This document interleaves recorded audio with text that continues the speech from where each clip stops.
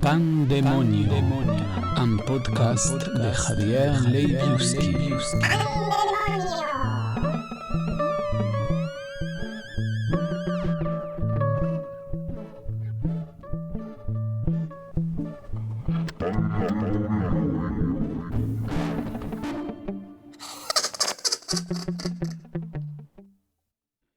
Bonjour à tous. Voici un nouveau texte inspiré du 24 mars dernier, jour qui a marqué les 50 ans du coup d'État militaire en Argentine, mais qui peut être compris aussi dans un contexte plus large.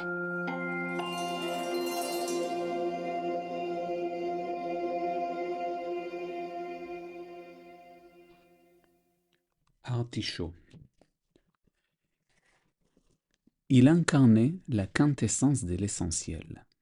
Son esprit handicapé effectuait sans cesse des calculs stériles, un terrain aride, singulier et inachevé.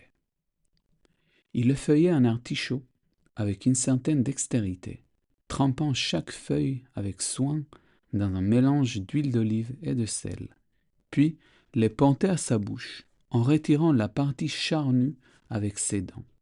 Ensuite, il jetait le reste par terre. Il en était ainsi depuis des heures. Chaque année, à l'approche du mois de mars, il faisait la même chose.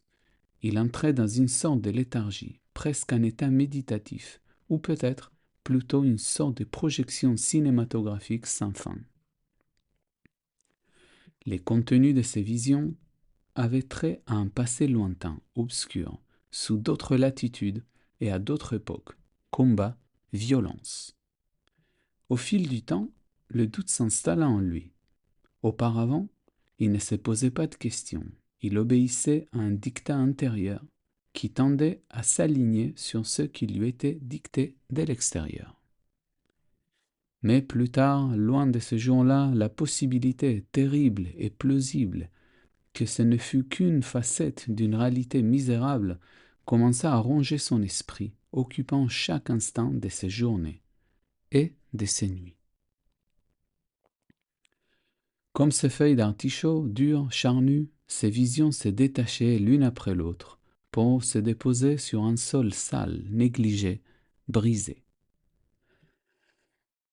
Mais contrairement à la plante, il ne parvenait jamais à atteindre les cœurs de ces visions. C'est peut-être pour cela qu'il s'obstinait tant à continuer d'effeuiller des artichauts.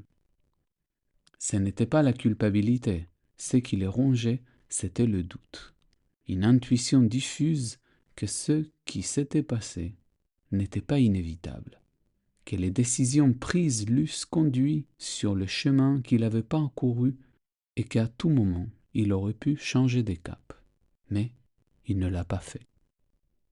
Peut-être par peur, ou par inertie, par manque de conscience, ou par paresse. Qui sait? À chaque feuille qui tombait au sol, une possibilité de plus s'évanouissait. Toutes les hypothèses étaient pertinentes, légitimes. Entre chaque théorie, tels des spasmes, apparaissaient les visions. Ces hypothèses étaient-elles les fruits de ces visions, une tentative désespérée de les expliquer?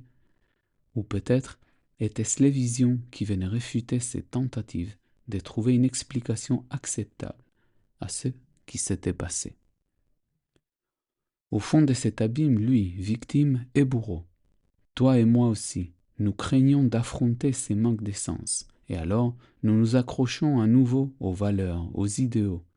Nous prenons un nouvel artichaut dans le panier, et nous continuons à l'éplucher, à tremper les feuilles dans l'huile d'olive et le sel, à gratter l'extrémité charnue avec nos dents, et à laisser tomber les restes sur ce sol sale, négligé et brisé.